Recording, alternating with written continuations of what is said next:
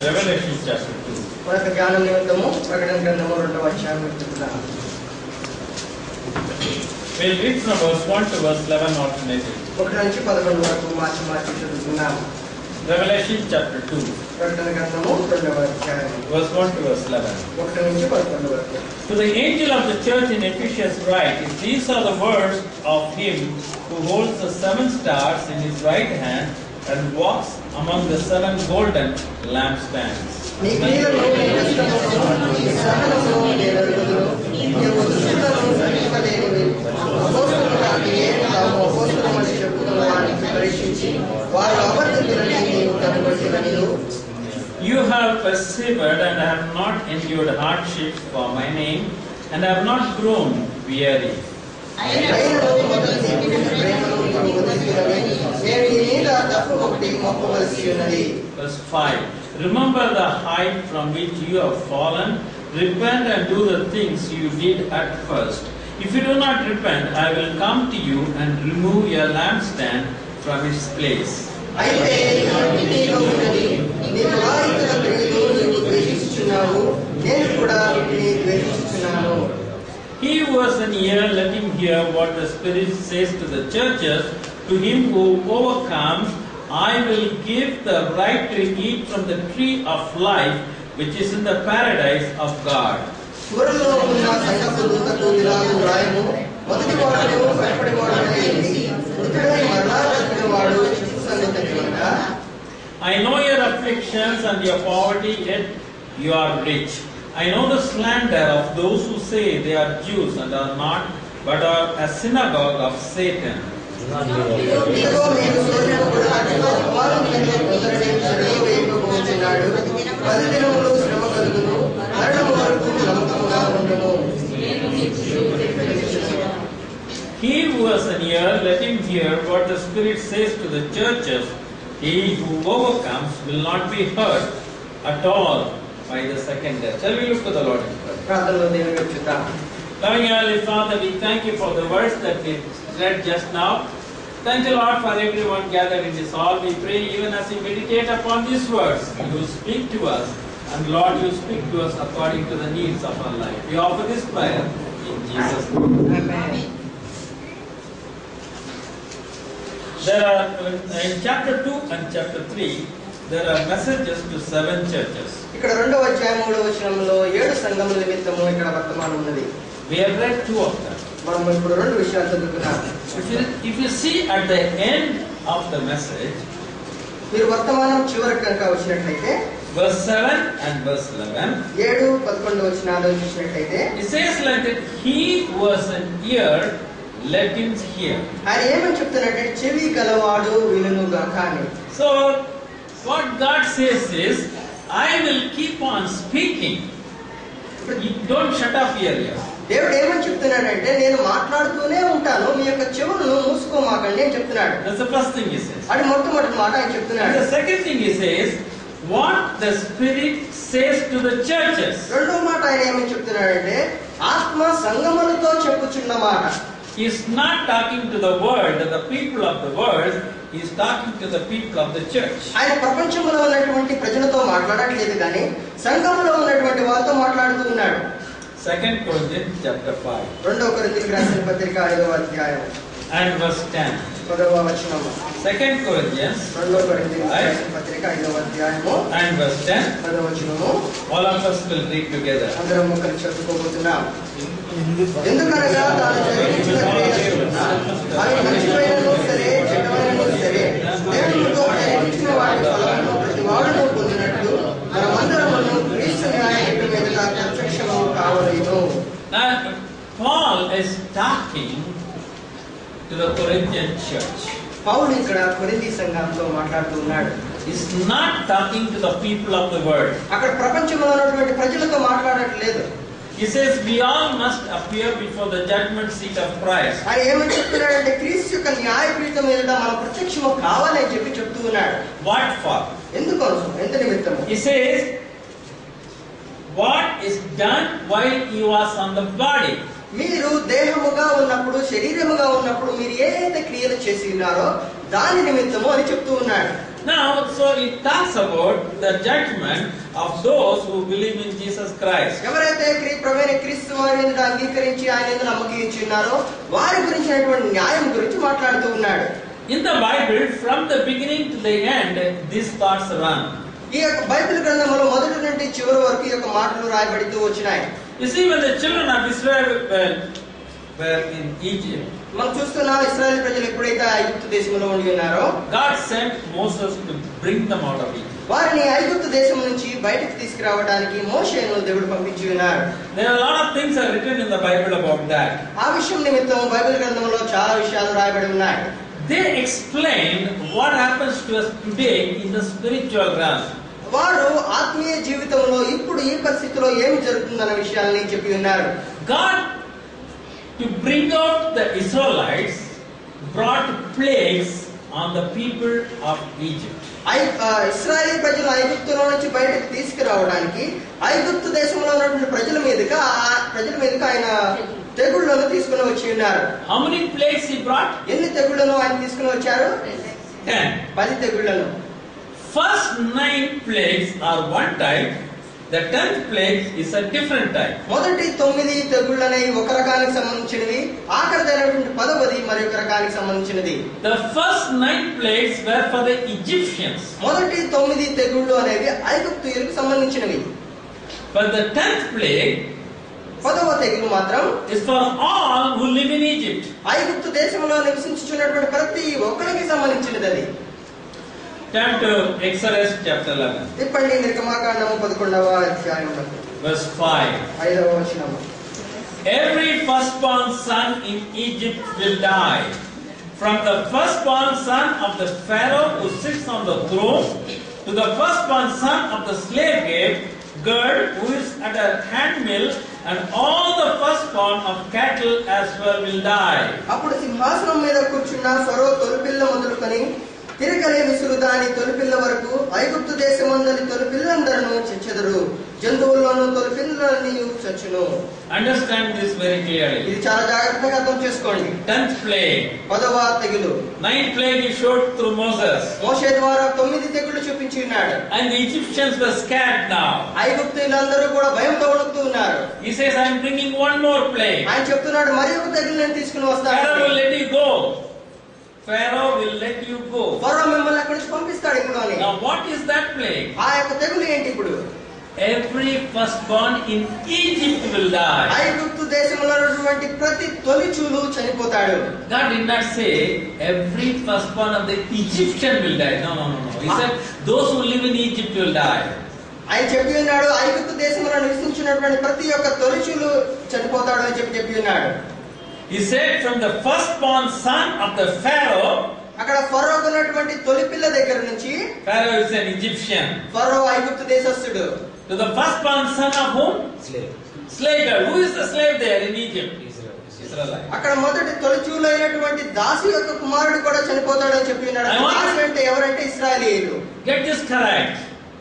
ఇది జాగ్రత్తగా అర్థం The చేసుకోవాలి. 10th plague is for everyone in the land of Egypt. 10వ తెగులు అనేది ఐగుప్తు దేశంలో ఆ ప్రదేశంలో ఉన్నటువంటి ప్రతి ఒక్కరికి కూడా సంబంధించినది. And God said, I'll make a way out of the 10th plague. అప్పుడు ఆ దేవుడు ఏమని చెప్పినాడు అంటే 10వ తెగులు ద్వారా మీకు ఒక మార్గాన్ని నేను సమకూరుస్తానని చెప్పి ఉన్నాడు. He told Moses, ఆయన మోషేకు చెప్పినారు, you take a lamb, నువ్వు ఒక దీపమును తీసుకో, kill it, గొర్రెపిల్లని తీసుకో, దాన్ని చంపావు, and put the blood of the lamb on the lintel of a doorpost. దాని యొక్క రక్తమును తీసుకొని గుమ్మము ద్వారమునకు రాయి అని చెప్పి ఉన్నారు. So when I go through the land of Egypt, నేను అప్పుడు ఐగుప్తు దేశము గుండా వెళ్తూ ఉన్నప్పుడు I see blood on the doorpost. మీ యొక్క ద్వారములకు నేను గనక ఆ రక్తమును గనక చూచినప్పుడు I will not bring death in that house. ఆ యొక్క ఇంటిలో ఆ యొక్క కుటుంబంలోనికి నేను మరణమును తీసుకొని రాను అని చెప్పి ఉన్నారు.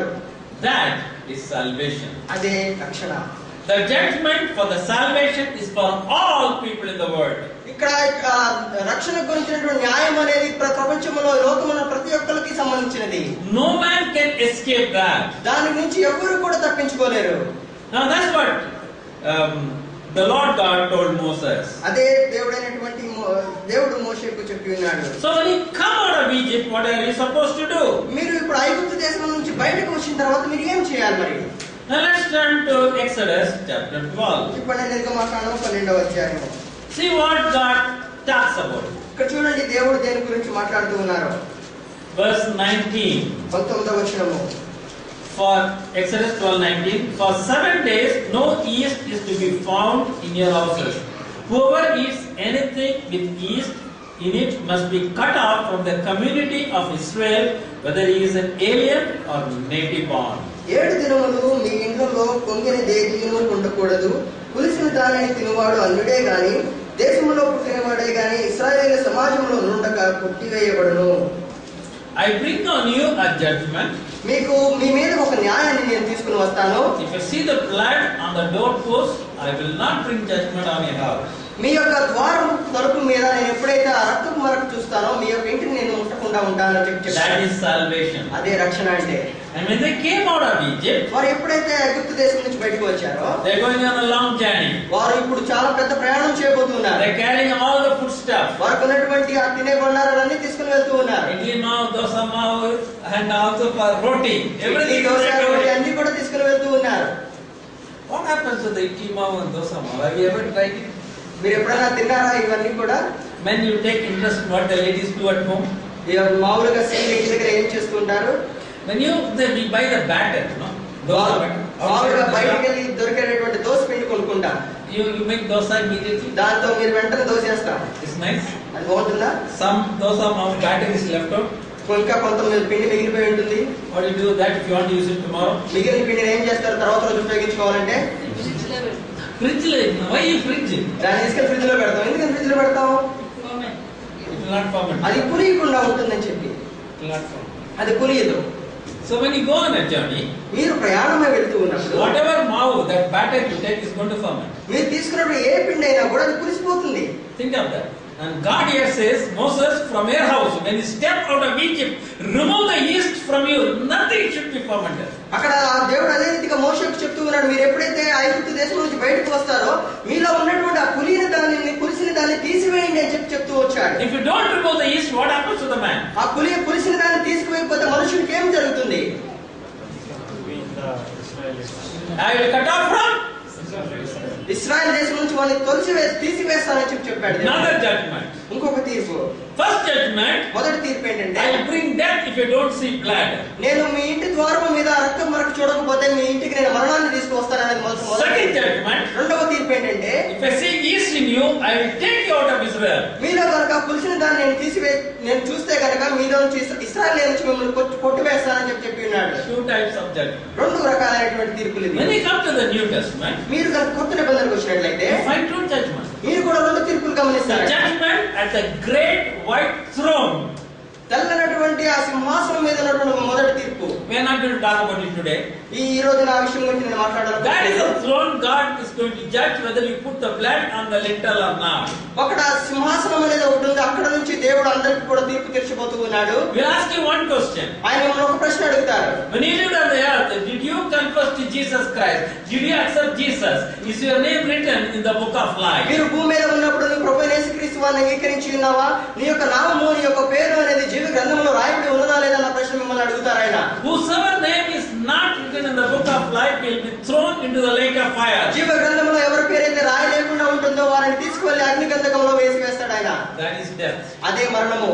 And the second one we find is, రెండవ తీర్పు ఎలా ఉంటుందంటే, we all shall stand before the judgment seat of Christ. ప్రభువైనటువంటి యేసుక్రీస్తు వారి సింహాసనం ఎదుట మనమందరం న్యాయపీఠం ఎదుట నిలబోతూ ఉన్నాం. What is he going to look at your life? మన జీవితం మీద ఆయన ఏం చూడబోతూ ఉన్నారు? Did you remove the leaven?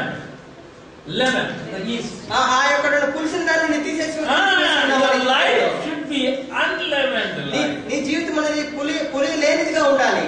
Now, what is that unleavened life? ఇక్కడ పులి లేనిదంటే ఏంటి? పులి The New Testament talks about it.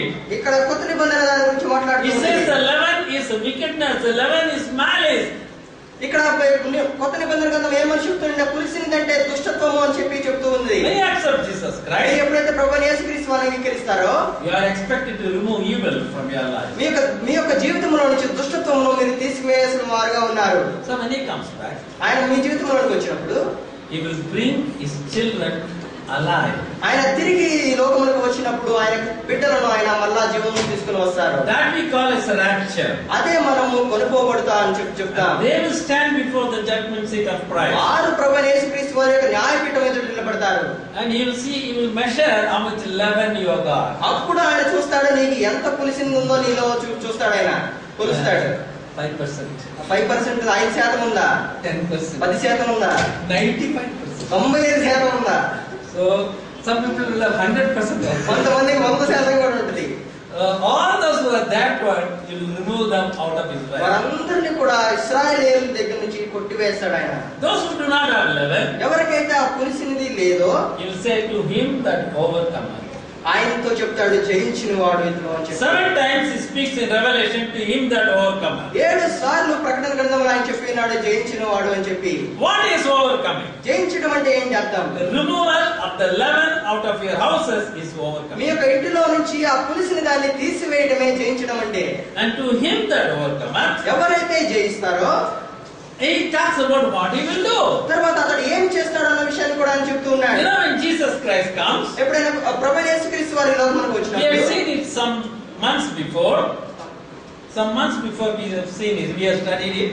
మనం కొన్ని నెలల క్రితం మనం ఆ విషయం గురించి చూసి ఉన్నాం, That he చదువుకున్నాం. will come to the world and rule for a millennium and 1,000 years. ఆయన 1000 సంవత్సరాలు ఈ లోకమునకు వచ్చిన తర్వాత ఇక్కడ పరిపాలిస్తారని చెప్పి మనం చూసాం.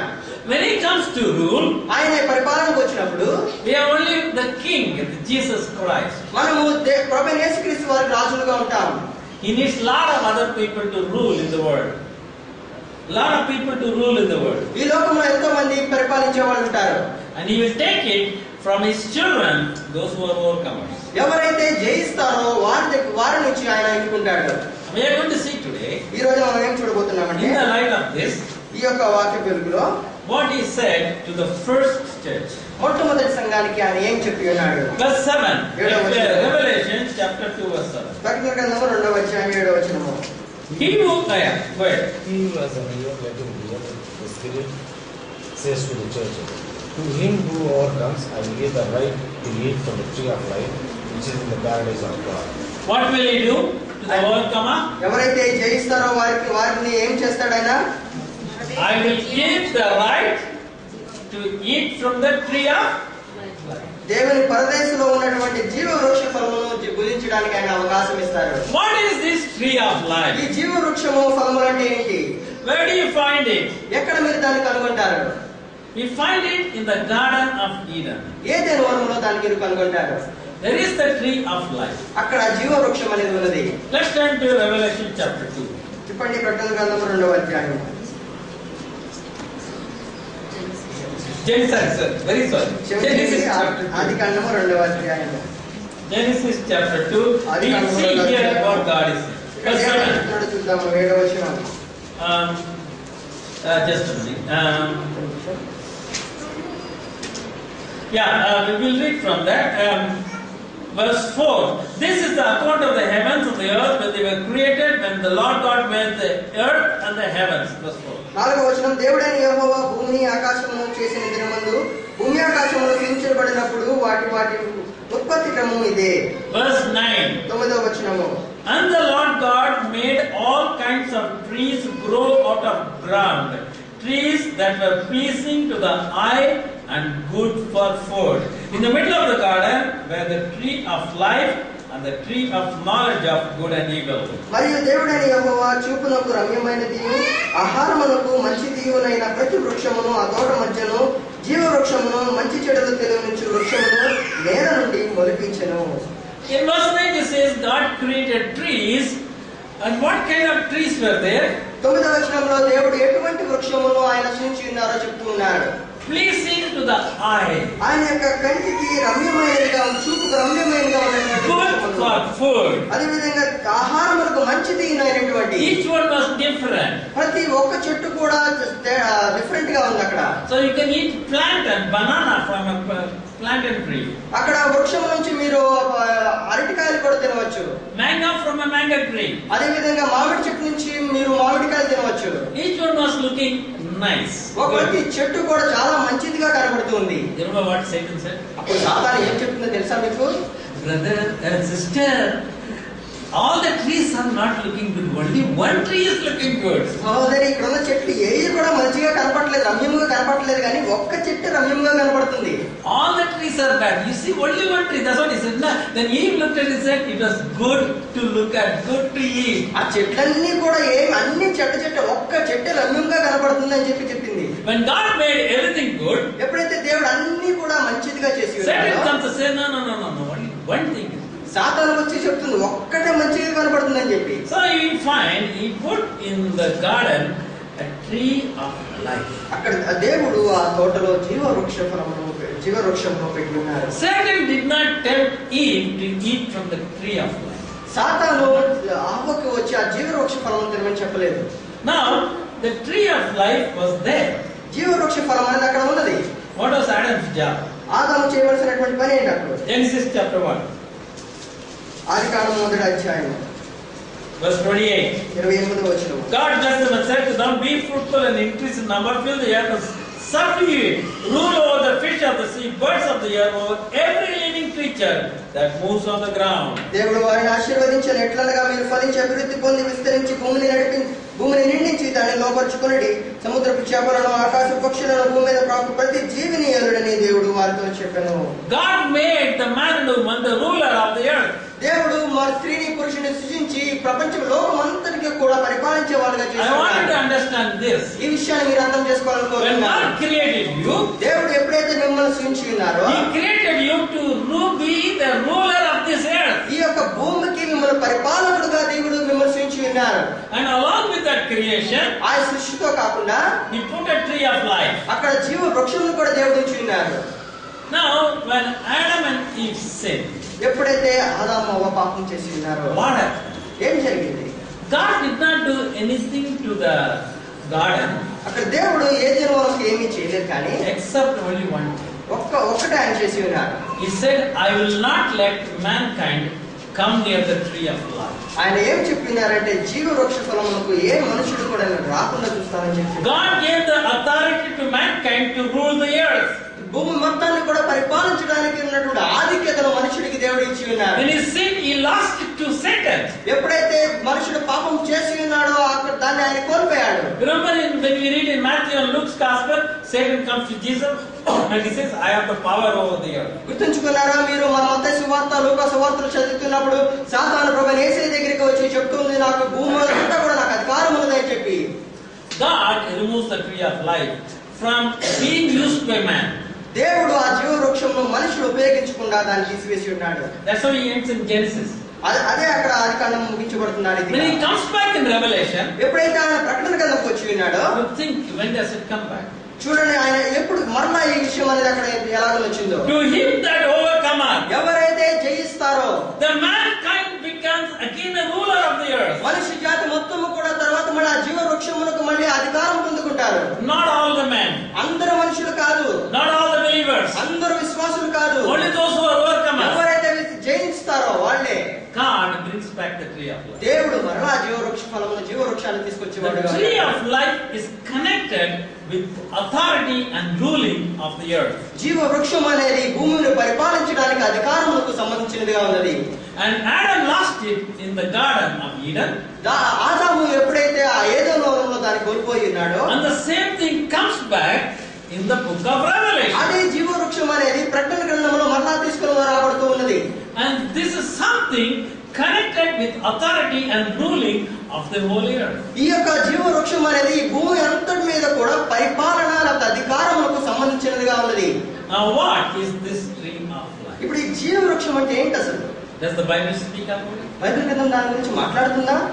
What does it talk about? అది దాని గురించి ఏం We మాట్లాడుతుంది? don't have much thought in the Bible about the tree of life. Bible గ్రంథంలో జీవ వృక్షం గురించి మనం ఎక్కువగా రాయబడలేదు. Now let's look at the people who rule. ఎవరు పరిపాలిస్తారో విషయాన్ని చూద్దాం ఒకసారి. Bible talks about many kings. Bible గ్రంథం చాలా రాజుల గురించి మాట్లాడుతూ ఉంది. Many kings who went to God and asked this and that.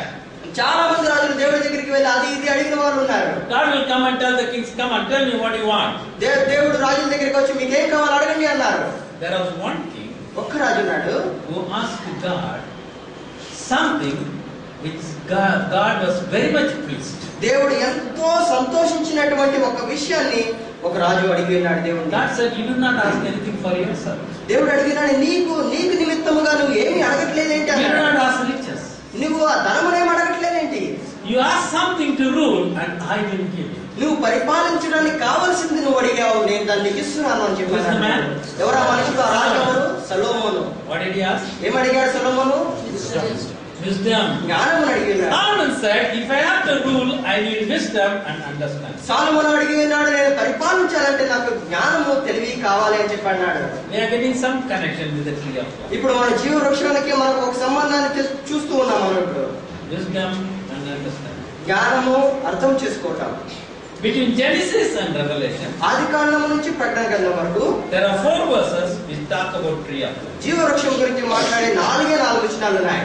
Let us see those 4 verses whether they fit in with the very thought of the ఆ Bible. 4 వచనాలు చూసి మనం బైబిల్ గ్రంథములకు అది సరిపోతుందా లేదో చూద్దాం. The first verse we find in Proverbs chapter 30. మొట్టమొదటిది మనము సామెతల గ్రంథము 13వ అధ్యాయము. Proverbs chapter 3. Chapter 3. చూడండి, సామెతల గ్రంథము 3వ అధ్యాయము We are going to read from verse 13 to verse 18. 13 నుంచి 18 వరకు చదువుకోబోతున్నాం. Proverbs 3, 13 to 18 alternately we read. సామెతల 3వ అధ్యాయము 13 నుంచి 18 వరకు మార్చి. Blessed is the man who finds wisdom, the man who gains understanding. వెండి సంపాదించడం కంటే జ్ఞానం సంపాదించడం లేదు, అపరంజి సంపాదించడం కంటే జ్ఞాన లాభం లేదు. She is more precious than rubies. Nothing you desire can compare with her. దాని కుడి చేతిలో దీర్ఘాయువును, దాని ఎడమ చేతిలో ధనకర్తలు ఉన్నవి. Her ways are pleasant ways, and all her paths are peace. దాని ఆనందించు వారికి అది జీవవృక్షము, దాని పట్టుకున్న వారందరూ ధన్యులు. What is wisdom and understanding? ఇక్కడ మరి జ్ఞానము తెలివి అంటే ఏంటి? It's a tree of life. అది జీవవృక్షము. God created man in his own image. దేవుడు తన స్వంత రూపంలో మనిషిని సృష్టించి ఉన్నారు. What is that image? ఏంటి ఆ స్వరూపము? It's not physical. అది భౌతికమైనది కాదు. Because God is a spirit. ఎందుకంటే దేవుడు ఆత్మయ్య ఉన్నాడు. God can think. దేవుడు ఆలోచించగలడు. God is a personality. ఆయన Person. ఆయన ఒక మనుష్యుడు. And he has the wisdom and understanding. అదే విధంగా ఆయనకి జ్ఞానము తెలివి ఆలోచన ఉన్నది. Is that quality with which he created man. అటువంటి లక్షణాలతో మనిషిని దేవుడు సృష్టించి ఉన్నారు. We need wisdom and understanding to probe into the entire eternity. మనము నిత్యత్వంలోనికి ముందుకు వెళ్ళటానికి మనకు ఆ జ్ఞానము తెలివి అనేది మనకు కావలసినదిగా ఉన్నది. We need understanding to know what is worth for our life. మనకి జీవితానికి కావాల్సింది ఏంటో మనం అర్థం చేసుకోవడానికి కావాల్సిన జ్ఞానం మనకు కావాలి. We cannot rule with him unless we can rule exactly like what he rules. ఆయన ఏ రీతిగా పరిపాలిస్తాడో మనం దాన్ని అర్థం చేసుకోకుండా మనం ఆయనతో పరిపాలించలేము. So we need the mind of Christ. కనుక మనం క్రీస్తు కోరేటువంటి మనసును కలిగి ఉండాలి. And first thing is we need wisdom and understanding. మొట్టమొదటిగా మనకు జ్ఞానము తెలివి కావాల్సిందిగా ఉన్నది. That is the tree of life. అదే జీవవృక్షం అంటే. So that's what he's talking about now. అదే ఆయన ఇప్పుడు మాట్లాడుతూ ఉన్నారు. To him that overcomes, ఎవరైతే జయిస్తారో I will grant him more wisdom and more understanding. As Solomon asked to rule with Jesus for the millennium years. సొలొమోను ఏ రీతిగా అయితే యేసుక్రీస్తు వారితో 1000 సంవత్సరములు కూడా పరిపాలించడానికి ఆయన ఏ రీతిగా జ్ఞానం అడిగినాడో అదే రీతిగా ఎవరైతే జయిస్తారో వారికి సమృద్ధి అయినటువంటి జ్ఞానము తెలివినిస్తాడని చెప్పి దేవుడు చెప్తూ ఉన్నాడు. God calls mankind to come out of the world into his kingdom. దేవుడు మనిషి జాతి మొత్తాన్ని కూడా ఆయన రాజ్యంలోనికి రావాలని చెప్పి అడుగుతూ ఉన్నాడు. Maybe you made a choice. బహుశా మీరు దానికి మీరు కోరుకుని ఉండవచ్చు. Maybe you decided one day that I will follow Jesus Christ. బహుశా నువ్వు ఒక రోజు నేను ప్రభువైన యేసుక్రీస్తు వారిని వెంబడిస్తానని చెప్పి నిర్ణయం తీసుకొని ఉండవచ్చు. For all those who made the decision, ఎవరైతే ఈ నిర్ణయం తీసుకొని ఉన్నారో the same God makes another call. అదే దేవుడు మరి ఒక పిలుస్తూ ఉన్నాడు. Yes, how many of you are willing to come with me, sit with me and rule with me? మీలో ఎంతమంది కలిసి నాతో పాటు వచ్చి నాతో పాటు కూర్చొని నాతో పాటు పరిపాలిస్తారని చెప్పి అడుగుతూ ఉన్నాడు. There is one thing which you have to do. మీరు ఒక్క విషయం దాని నిమిత్తం చేయాలి. Remove the leaven out of your house. మీలో నుంచి మీ ఇంటిలో ఉన్నటువంటి ఆ పులిసిన దాన్ని తీసివేయాలి ముందుగా. You have to remove the evil of the powers of darkness out of your life. మీ యొక్క జీవితంలో నుంచి ఆ దుష్టత్వము సాధారణ బంధకముల నుంచి తీసివేయాలని చెప్పి చెప్తూ ఉన్నారు. That's the only way you can overcome. ఆ రీతిగా మాత్రమే మీరు జయిస్తారు అని చెప్పి There is no చెప్తున్నారు. way you can overcome. దాని ద్వారా మాత్రమే మీరు జయిస్తారు. And to him that overcomes, ఎవరైతే జయిస్తారో I will give him the tree of life. నేను వారికి జీవవృక్ష ఫలము ఇస్తాను. The wisdom and understanding. జ్ఞానము, Rule the world. తెలివి, ఈ లోకమును పరిపాలించడానికి కావలసినటువంటి జ్ఞానము, తెలివిని ఇస్తాను. He is calling you ఆయన నిన్ను పిలుస్తూ ఉన్నారు. and asking you, will you come and rule with me? నిన్ను అడుగుతూ ఉన్నారు, నువ్వు వచ్చి నాతో పరిపాలిస్తావా? What is your decision? నీ యొక్క నిర్ణయం ఏంటి? Let's look at the second thing. చూడండి రెండవ విషయాన్ని. We are talking about the tree of life. జీవవృక్షం గురించి మాట్లాడుతూ ఉన్నాం. Proverbs chapter 11. సామెతల గ్రంథము 11వ అధ్యాయం. Proverbs chapter 11 సామెతల గ్రంథం 11వ అధ్యాయం and verse 30. 30వ వచనము. Will somebody read that, please? The fruit of the righteous is a tree of life, and he who wins souls is wise. నీతిమంతులు ఇచ్చు ఫలము జీవవృక్షము, జ్ఞానము గలవారు ఇతరులను రక్షించుదురు. It's very interesting. The fruit of the righteous is the tree of life. నీతిమంతులు ఇచ్చే ఫలము జీవవృక్షము. Now what is this righteous? ఇక్కడ నీతిమంతులు, నీతి అంటే ఏంటి? What is the fruit? What is the fruit? అక్కడ ఫలం ఏంటి? Now when we come to Jesus Christ, మీరు ఎప్పుడైతే ప్రభువైన యేసుక్రీస్తు వారి దగ్గరికి వచ్చి ఉన్నారో, we confess our sins. మీరు ఎప్పుడైతే మీ పాపములు ఒప్పుకొని ఉన్నారో, He forgives us. ఆయన మనల్ని He క్షమిస్తాడు. counts us as righteous. ఆయన మనల్ని నీతిమంతులుగా తీరుస్తాడు. But when we become a Christian, మీరు ఎప్పుడైతే క్రైస్తవులుగా మారుతారో, when we become a believer, మనం ఎప్పుడైతే విశ్వాసముగా every మారుతామో, action of ours మనం చేసిన ప్రతి ఒక్క క్రియా పని కూడా should be a righteous అది act. నీతిగా ఉండాలి. Jesus said, ప్రభువైన యేసు చెప్పారు, who can point your finger and show sin in my life? ఎవరైనా నా వైపు ఏలు చూపి నాలో పాపము చూపించగలరా అని చెప్పి. The righteous actions of a believer is the tree of life. నీతిమంతుడు చేసేటటువంటి ఆ క్రియలన్నీ కూడా, నీతి క్రియలన్నీ కూడా ఈ జీవవృక్షముగా ఉన్నాయి. Now do you understand that? దాన్ని మీరు అర్థం చేసుకున్నారా? That's what Jesus said. అందుకనే యేసయ్య చెప్పారు, You are the salt of the world. మీరు ఈ లోకమునకు ఉప్పై ఉన్నారు. You are not the leaven. మీరు పులిసిన వాళ్ళు కాదు. Leaven spoils the society. పులిసినంతా కూడా ఈ సమాజాన్ని చెడిపేసేదిగా ఉన్నది. The salt gives taste to the society. ఉప్పు అనేది సమాజానికి రుచిని తీసుకొచ్చేదిగా He ఉన్నది. said you are the light of the world. ఆయన అదే రీతిగా చెప్పినారు, మీ లోపలికి వెలుగై ఉన్నారని చెప్పి. Light doesn't drive the darkness away. It drives the darkness away. వెలుగు అనేది చీకటిని మనలో నుంచి తీసుకొని పోయేదిగా ఉన్నది. We are called to remove leaven from our lives. మనం మన జీవితంలో నుంచి పులిసిన దాన్ని తీసివేయడానికి మనం We are నిర్ణయించుకున్నాం. called to remove evil from our lives. అదే విధంగా మన జీవితంలో నుంచి దుష్టత్వాన్ని తీసివేయడానికి మనం పిలువబడి ఉన్నాం. Not only that, అది మాత్రమే కాకుండా we are called to remove evil from the place where we are living. మనం నివసిస్తున్నటువంటి ప్రదేశం నుంచి దుష్టత్వం తీసివేయబడడానికి కూడా మనం పిలువబడి ఉన్నాం. They are called the righteous acts. నీతి యొక్క క్రియలు వారు చేస్తూ ఉంటారు. You can't take a decision which is unrighteous. మీరు అనీతి అనేటువంటి క్రియలను చేసేదానికి మీరు నిర్ణయం తీసుకోకూడదు. You can't do action which is unrighteous. అనీతికైనటువంటి క్రియను చేయడానికి మీరు ఆ పని చేయకూడదు. So when your action మీ యొక్క క్రియా పని ఎప్పుడు కూడా is righteous, నీతిగా ఉంటుందో, God says it's a tree of life. దేవుడు చెప్తున్నాడు ఆ క్రియ అది జీవవృక్ష ఫలము అని చెప్పి. Somebody will look at you. ఎవరైనా నీ వైపు చూచి, He sees the light. ఆయన నీలో వెలుగును చూస్తారు. He gets the light. అదేవిధంగా అతను జీవాన్ని పొందుకుంటాడు. That's a tree of life. అదే జీవవృక్షము. What are you going to do? మీరు ఏ పని చేసినా కానీ. In Bangalore these days you see a lot of pubs. Bengaluru సిటీలో మీరు చూస్తారు, ఈ రోజు చాలా పబ్బులు ఉన్నాయి ఇక్కడ. Some years back I told you the same example. కొన్ని సంవత్సరాల క్రితం నేను ఈ యొక్క ఉదాహరణ చెప్పి ఉన్నాను. It came in the magazine called Reader's Digest. ఇక్కడ ఒక మ్యాగజైన్ రీడర్స్ డైజెస్ట్ అనే మ్యాగజైన్ లో వచ్చింది ఇది. In England, in every city and every village there will be a pub. Not one pub, pubs will be there. England దేశంలో ప్రతి ఒక్క పట్టణంలో ప్రతి ఒక్క గ్రామంలో కూడా పబ్స్ ఉంటాయి. And daytime they drink beer. అక్కడ పగలు కూడా ఏం చేస్తారంటే వారు బీర్ తాగుతారు. So one day a businessman was doing some business. అక్కడ ఒక రోజున ఒక వ్యాపారవేత్త అక్కడ వ్యాపారం He came చేసుకుంటున్నాడు. from another town. ఒక వేరే పట్టణం నుంచి వచ్చి After everything is over, ఆ పని అయిపోయిన మొత్తం అయిపోయిన తర్వాత around the lunch time, ఆ లంచ్ మధ్యాహ్న సమయంలో he was driving in the city to find a pub. ఒక పబ్ కోసం అతను సిటీలో వెతుకుతూ ఉన్నాడు. In those pubs in England, even if you go now, they during lunch time they will give you a chilled beer and also lunch. ఈ రోజున కూడా మీరు ఆ పబ్బులకి వెళ్తే వారు మీకు లంచ్ తో పాటుగా భోజనంతో పాటుగా ఒక చిల్డ్ బీర్ అని చెప్పి కూడా ఇస్తారు. He could not find any. అతడు ఆ మనుషుడు ఏది కనుగొలేకపోయాడు. So he saw an old man coming. అక్కడ ఒక ముసలి మనుషుడు రావడం He stopped his car, అతను కారు ఆపాడు. got out, బయటకు వచ్చాడు. Asked the old man, ఆ ముసలి మనిషిని అడుగుతూ ఉన్నాడు, hey, what kind of a town is this? ఎటువంటి పట్టణం ఇది అని చెప్పి అడుగుతూ ఉన్నాడు. There is no pub here. అక్కడ పబ్బే లేదు అంటున్నాడు. Old man thought for a while. ఆ వృద్ధ మనుషుడు ఒక్కసారి ఆలోచించాడు. Yes sir, we don't have any pub. అవునండి, మా ఇక్కడ పబ్బులు లేవండి How అన్నాడు. can you are an English town, you don't have a pub?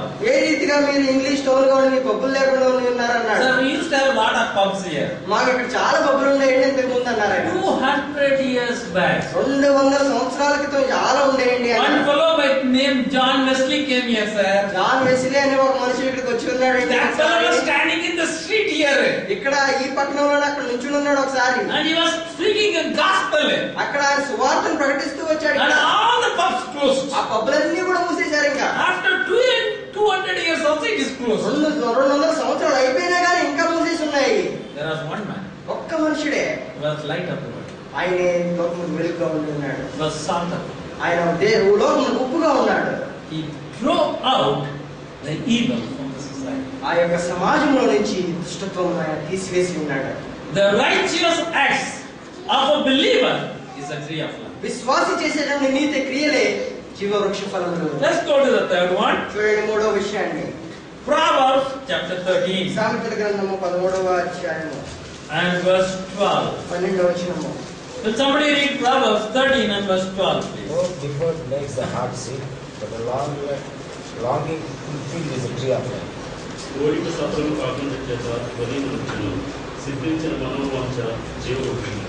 A hope which gets fulfilled is a tree of life. సిద్ధించినటువంటి మన యొక్క మనోవాంఛే జీవ వృక్షము. What is the hope in the world, in the entire world, historically is getting fulfilled? ఈ లోకంలో మనకున్నటువంటి ఆ మనోవాంఛ అంతా కూడా అది సంపూర్చబడుతుంది అని చెప్పి సిద్ధించబడుతుంది అని చెప్పి చెప్తున్నారు. If you look at the history of the world, ఈ యొక్క లోకంలో ఉన్నటువంటి ఆ హిస్టరీ కనుక చూసినట్లయితే many people have been talking many things. చాలా మంది ప్రజలు చాలా రకాలుగా చాలా మాట్లాడుతూ ఉన్నారు. Now slowly people are coming to understand. People are trying understanding. అక్కడ ఉన్న ప్రజలందరూ కూడా దాన్ని అర్థం చేసుకోవడానికి ప్రయత్నిస్తూ ఉన్నారు. There is one hope which is getting fulfilled. ఒక్క నిరీక్షణ మాత్రం, ఒక్క మనోవాంఛ మాత్రమే అక్కడ తీర్చబోతూ ఉంది, సిద్ధింపబడుతూ The ఉంది. history of the world exactly follows the writings of the Bible. లోకంలో ఉన్నటువంటి ప్రపంచంలో ప్రతి ఒక్క చరిత్ర కూడా బైబిల్ గ్రంథంలో లిఖింపబడినటువంటి ప్రతి ఒక్క దాన్ని కూడా అవలంబిస్తూ వచ్చింది. When God said, I will destroy Babylon, it will not come back, it never came back again. దేవుడు ఎప్పుడైతే నేను బబులోను దేశాన్ని నేను నశింపు చేస్తానన్నాడు, ఆ రీతిగా ఆయన చేసి ఉన్నాడు. అది మరలా రాలేదు. And then God said, I will destroy Tyre and Sidon, finish, that's it. దేవుడు ఎప్పుడైతే తీరు సీదోను ప్రదేశం నేను నశింప చేస్తానన్నాడు, ఆ రీతిగా ఆయన చేసి ఉన్నాడు. There are many other places where God said, I will punish, but they will thrive. They are still living. దేవుడు చాలా చాలా ప్రదేశాలను ఆ రీతిగా చెప్పినాడు, నేను వాటిని నశింప చేస్తానని చెప్పి ఇంకా ప్రదేశాలు ఆ రీతిగా ఉన్నాయి. The history is just the unfolding of God has already pronounced. దేవుడు ఏ రీతిగా అయితే ముందుగానే చెప్పి ఉన్నాడో అవన్నీ కూడా మనం ఈ లోకంలో చరిత్రగా మనం చూస్తాం.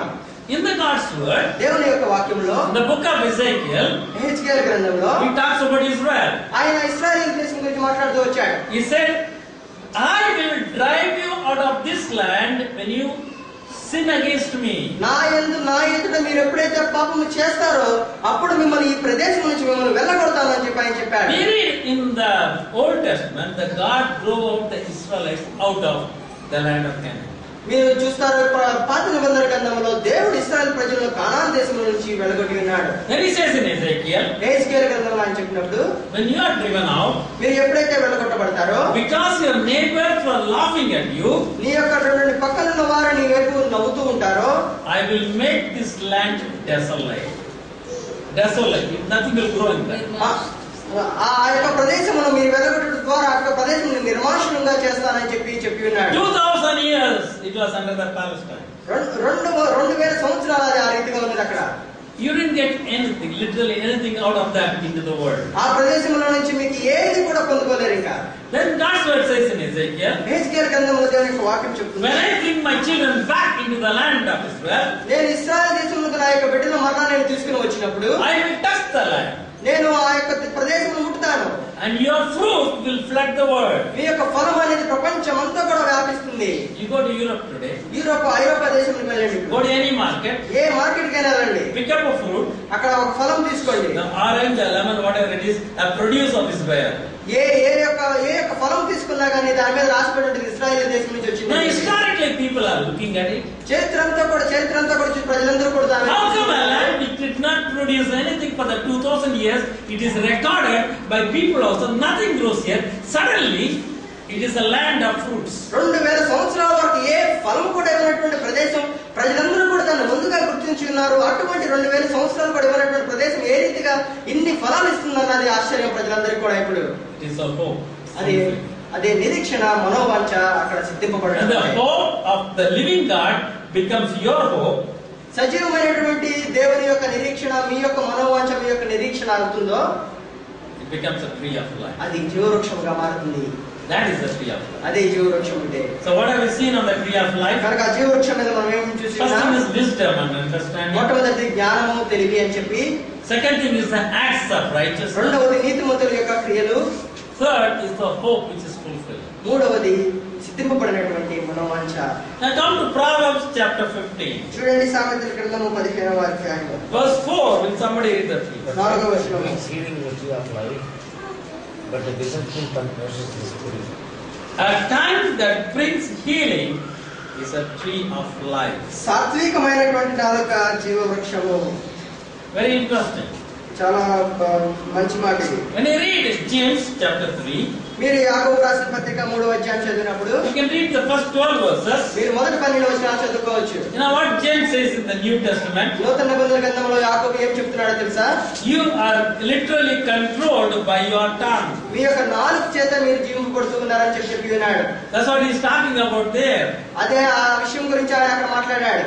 Communication ఇక్కడ ఒక మనుషునితో మాట్లాడే విధానం is a mankind who is given the communication ability. మనిషి జాతి మొత్తానికి కూడా మాట్లాడేటువంటి ఆ అవకాశాన్ని దేవుడు ఇచ్చాడు. Animals and birds do. They also have a communication, very, very, very low level communication. జంతువులకు పక్షులు కూడా అవి కూడా మాట్లాడుకుంటాయి కానీ చాలా తక్కువగా ఉంటుంది అది. You look at an elephant.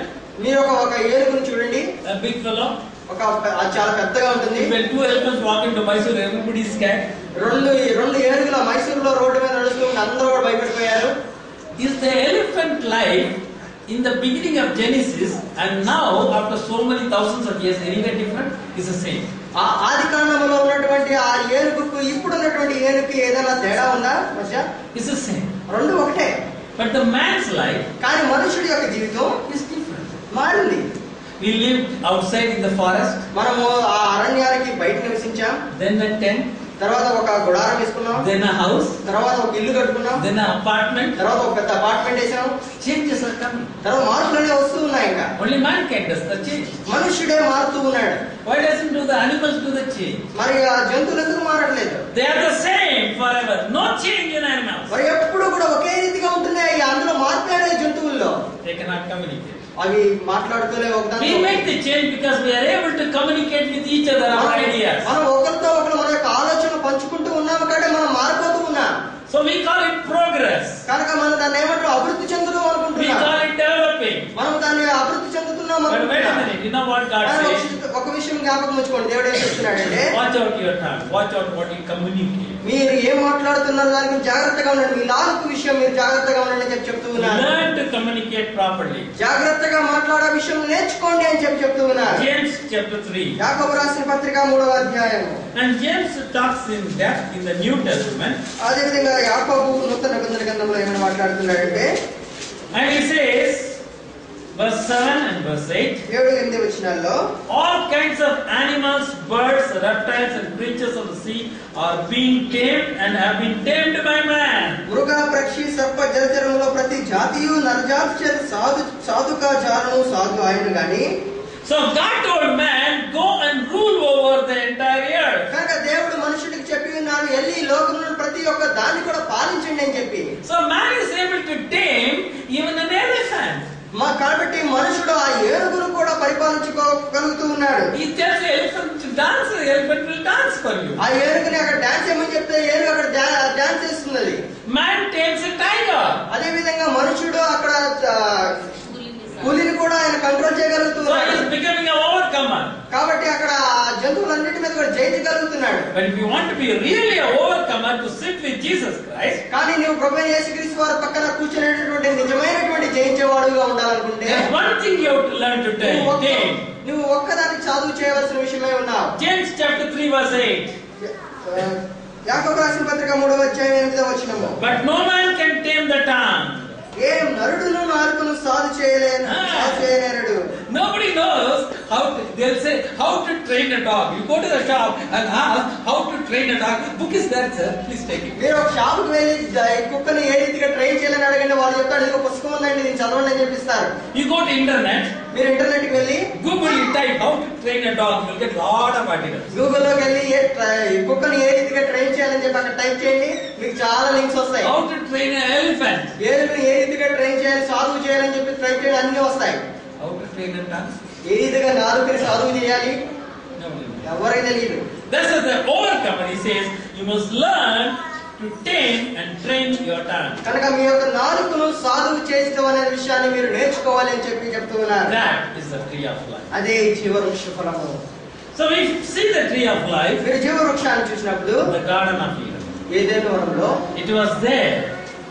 It was there till Adam had the authority to rule.